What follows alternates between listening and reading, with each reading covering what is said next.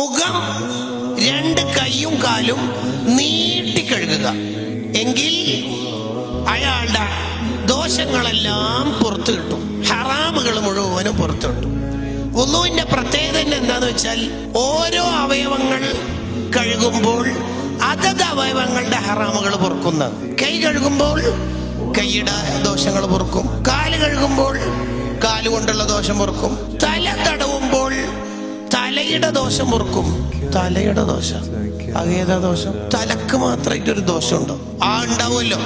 ആൾക്കാരെ തലനെ കൊണ്ട് കളിയാക്കിയവരുണ്ടാവല്ലോ. ഉണ്ടാവല്ലോ, ഓർക്കണ്ടേ? കിബറോടുകൂടി തലി കെട്ടിയതും പൊറുക്കേണ്ടത് അങ്ങനെയാണെന്ന് സുയൂത്തി ഇമാം നസായിക്ക് ശർഹ് എഴുതിയപ്പോൾ പറയുന്നുണ്ട്. അങ്ങനെ ഉണ്ടാവും, ചില ആളുടെ തലി കെട്ടിന് അങ്ങനെ ഒരു പ്രശ്നം ഉണ്ടാവും, ഹൊയല ആയിട്ട്. അത് പൊറുക്കണ്ടേ?